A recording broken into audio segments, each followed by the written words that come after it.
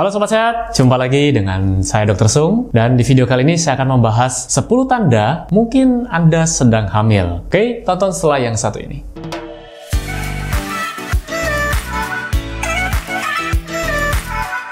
Oke Sobat Sehat, sebelum saya mulai videonya, saya mau menginfokan buat Anda semua yang sedang mencari produk-produk yang mendukung gaya hidup sehat, Anda bisa kunjungi boxsehat.com. Jadi di sana menyediakan produk-produk, berbagai macam produk yang mendukung gaya hidup sehat, seperti suplemen, herbal, dan lain sebagainya. Mungkin ada beberapa produk yang cocok buat Anda. Oke, tonton videonya.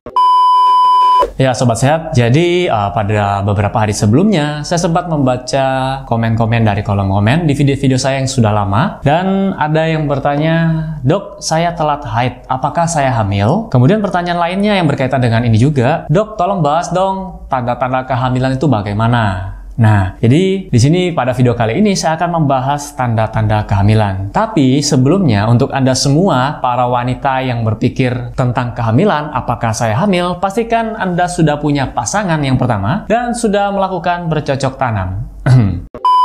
Oke, kita langsung aja masuk ke dalam pembahasan. Nah, di sini ada dua bagian besar atau dibagi dua menjadi dua besar ya. Tanda-tanda kehamilan, ada tanda yang tidak pasti dan ada tanda yang pasti ya. Jadi kalau tanda tidak pasti ini bisa juga disebut dengan tanda presumptif atau probable sign ya. Jadi tanda mungkin Anda hamil ya, mungkin. Kemudian tanda yang kedua, tanda pasti hamil. Kalau tanda pasti hamil ini Anda harus mengunjungi ke dokter. Nanti dokter akan memeriksa denyut jantung janin, kemudian pemeriksaan melalui USG, dan lain-lain. Jadi tergantung pada dokternya. Nah, kalau ditanya dokter apa, ya tentu saja dokter kandungan ya. Oke, kemudian yang akan saya bahas pada video kali ini adalah 10 tanda mungkin Anda hamil. Oke, kita mulai langsung dari tanda yang pertama, yaitu amenore. Jadi saya sudah bikin karpeannya, jadi karena panjang. Jadi supaya saya tidak loncat ke sana ke sini, saya bikin catatannya. Nah, yang pertama adalah amenore atau tidak haid. Jadi amenore ini terjadi karena peningkatan dari estrogen. Jadi hormon estrogen dan progesteron yang meningkat. Jadi di mana pada saat wanita sedang haid itu terjadi penurunan kadar estrogen dan progesteron. Jadi Anda bisa tonton di video saya sebelumnya tentang haid, nyeri haid, dan sebagainya, sudah pernah saya bahas. Nah, pada kondisi kehamilan, hormon estrogen dan progesteron ini akan dihasilkan oleh sel-sel trofoblast, yaitu calon dari plasenta. Jadi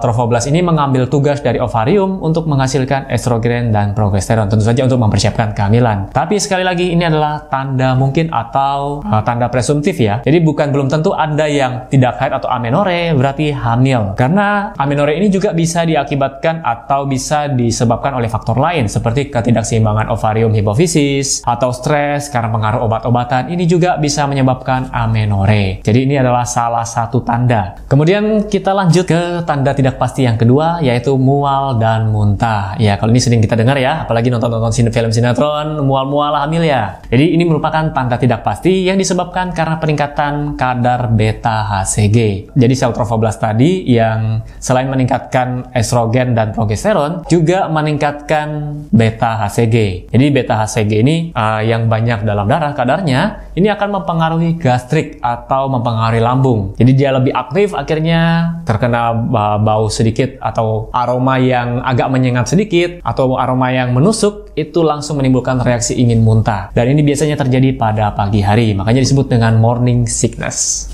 Dan ini biasanya terjadi pada awal kehamilan ya. Jadi trimester pertama kehamilan. Kemudian solusinya Anda bisa mengkonsumsi makanan-makanan yang mudah Anda cerna, kemudian tidak berbau menyengat, dan Anda bisa tambahkan vitamin B6. Jadi untuk mengurangi gejala morning sickness tadi. Kemudian tanda tidak pasti kehamilan yang ketiga, yaitu perubahan pada payudara. Ada mastodynia, yaitu rasa kencang atau nyeri pada bagian payudara. Jadi terus terjadi pembesaran di sana, vaskularisasinya akan meningkat. Jadi lagi-lagi ini karena pengaruh estrogen dan progesteron untuk mempersiapkan kehamilan. Kemudian ada tubercle Montgomery-nya menonjol ya. Jadi pada usia kehamilan 6-8 minggu ini akan mulai muncul, dan Anda bisa lihat gambarnya di sini.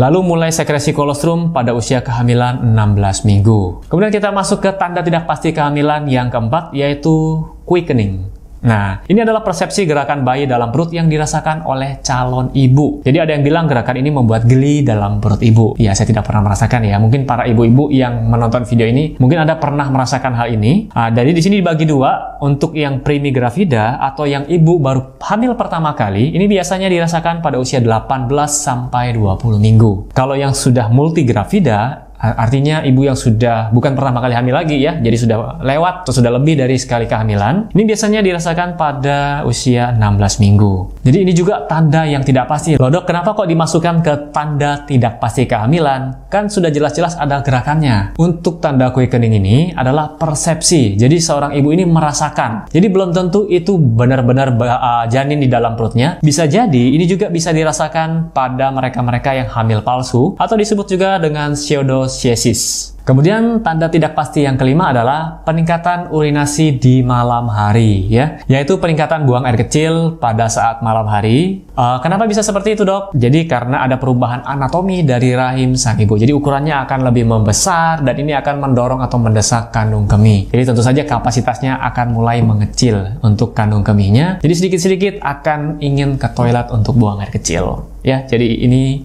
merupakan tanda tidak pasti juga. Kemudian masuk tanda tidak pasti kehamilan yang keenam adalah konstipasi atau sembelit. Jadi konstipasi ini terjadi lagi-lagi karena hormon progesteron yang meningkat. Nah, efek relaksasi dari progesteron ini akan berefek pada tonus otot usus ya. Akhirnya relaksasi usus tadi mengakibatkan buang air besar akan menjadi lebih sulit. Jadi solusinya adalah Anda rubah pola makan. Mungkin dibanyakin seratnya dan jumlah airnya. Lalu kita masuk ke tanda tidak pasti kehamilan yang ketujuh, yaitu pembesaran perut. Karena ada pembesaran rahim, maka akan diikuti dengan pembesaran perut. Ya, tentu saja ya. Jadi rahim ikut membesar, otomatis perut juga akan ikut membesar, dan biasanya kelihatan pada usia kehamilan 16 minggu. Nah, jadi pembesaran perut ini juga merupakan tanda tidak pasti kehamilan. Jadi tidak semua orang yang perutnya besar itu hamil ya. Ada juga bapak-bapak, om-om, kakak-kakak, adik-adik yang perutnya juga besar karena faktor yang lain, bukan hamil. Kita masuk ke tanda tidak pasti kehamilan yang ke-8, yaitu perubahan berat badan.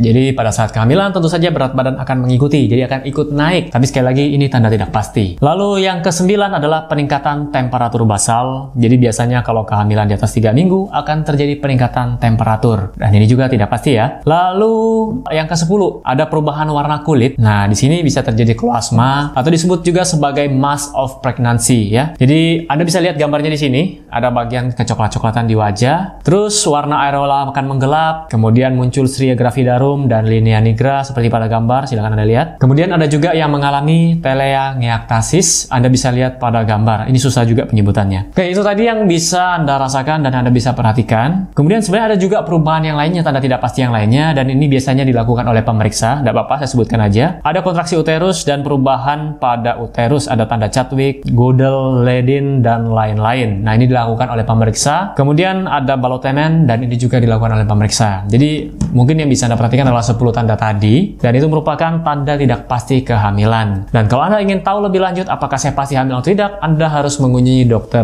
untuk memeriksakan kehamilan Anda. Nah, itu saja sharing singkat yang bisa saya berikan buat Anda semua, dan buat Anda semua yang sekarang sudah positif hamil, saya ucapkan selamat. Sebentar lagi Anda punya momongan, dan ketika anak lahir di tahun 2021, namanya generasi apa ya? Apakah baby corona? Oke, saya tidak tahu penyebutannya apa ya untuk anak-anak yang akan lahir pada tahun 2001 ke atas. Dan buat Anda yang suka dengan video ini, silakan Anda klik like dan bisa share pada teman-teman Anda. Buat Anda yang belum subscribe, silakan di-subscribe. Dan jangan lupa juga follow Instagram saya dr.sungadi. Sampai jumpa di video saya selanjutnya. Salam hebat luar biasa.